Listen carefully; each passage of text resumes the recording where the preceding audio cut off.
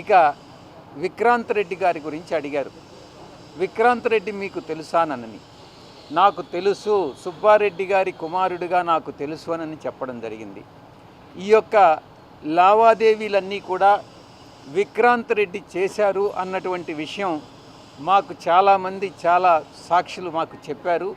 ఈ విషయంగా జగన్మోహన్ రెడ్డి గారిని ప్రొటెక్ట్ చేసేదానికోసం మీరు విక్రాంత్ రెడ్డి గారు కలిసి ఈ యొక్క ట్రాన్సాక్షన్ చేశారన్నటువంటి విషయాన్ని వాళ్ళు అడగడం జరిగింది. నా విషయానికి సంబంధించి నాకు ఈ ట్రాన్సాక్షన్కి సంబంధం లేదని మరొక్కసారి నేను వక్కాణించడం జరిగింది. విక్రాంత్ రెడ్డి విషయంకి వస్తే నా మీద ఆరోపణలు వచ్చిన తర్వాత కామన్ ఫ్రెండ్స్ ద్వారా నేను కేవీ రావు గారిని అడిగించడం జరిగింది, ఎందుకు నా పేరు ఇంక్లూడ్ చేశారు అన్నటువంటి విషయాన్ని. ఈ యొక్క నా పేరుని ఇంక్లూడ్ చేయించింది ఒక అధికారి ఆదేశాల మేరకు విజయసాయిరెడ్డి పేరుని ఇంక్లూడ్ చేయడం జరిగింది అన్నటువంటిది కామన్ ఫ్రెండ్కి కేవీ రావు చెప్పినటువంటి విషయం.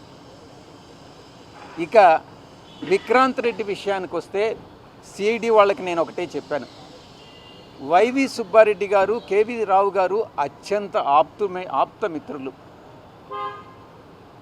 నేను విక్రాంత్ రెడ్డిని కేవీ రావుకి పరిచయం చేయాల్సినటువంటి అవసరమే లేదు. సుబ్బారెడ్డి గారు ఎప్పుడు అమెరికా వెళ్ళినా కూడా కాలిఫోర్నియాలో కేవీ రావుకు ఉన్నటువంటి ఒక రాజభవనంలో నివసిస్తారు. అలాంటప్పుడు నేను విక్రాంత్ రెడ్డిని కేవీ రావుకి పరిచయం చేయాల్సిన అవసరం లేదు. ముఖ్యంగా దీనిలో విక్రాంత్ రెడ్డి పాత్ర గురించి అడిగినప్పుడు ఆది నుంచి అంతిమం వరకు నా మీద ఆరోపణలు చేశారు కాబట్టి ఈరోజు నేను మీ ముందు వచ్చి జవాబు చెప్పుకోవాల్సిన పరిస్థితి వస్తుంది. కాబట్టి ఈ యొక్క డీల్ని నాకు తెలిసినంత వరకు కేవీ రావు కామన్ ఫ్రెండ్స్ ద్వారా కేవీ రావును అడిగించినప్పుడు కేవీ రావే దీన్ని ఆది నుంచి అంతిమం వరకు విక్రాంత్ రెడ్డే డీల్ చేశాడన్నటువంటి విషయం కామన్ ఫ్రెండ్స్కి చెప్పడం జరిగింది. ఆ విషయాన్నే నేను సిఐడి వారికి చెప్పాను. ఆది నుంచి అంతం వరకు విక్రాంత్ రెడ్డి ఈ యొక్క డీల్ని చేశాడు, సాయిరెడ్డిని వేరే అధికారి ఆయన పేరు ఇంక్లూడ్ చేయమంటే చేశాను అన్నటువంటి విషయాన్ని కేవీ రావు చెప్పడం జరిగింది. దాన్నే నేను సిఐడికి కూడా చెప్పాను నేను. ఇక ఆడిట్ ఫర్మ్స్కి సంబంధించి శ్రీధర్ అండ్ సంతానం, మనోహర్ చౌదరి అసోసియేట్స్, ఇంకొక బాంబే ఫామ్, ఆ పేరు కూడా నాకు గుర్తులేదు.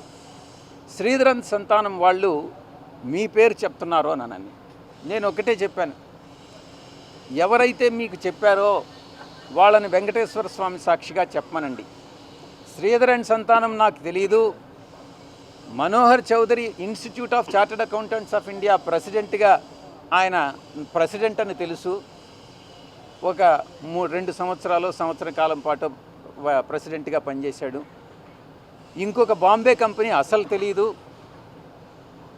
ఈ విషయం ఈ శ్రీధర్ అండ్ సంతానం అనేటువంటి కంపెనీని మీరే అపాయింట్ చేయించారు, ధనంజయ రెడ్డి గారికి మీరే రికమెండ్ చేశారు అన్నటువంటి విషయాన్ని వాళ్ళు అడిగారు.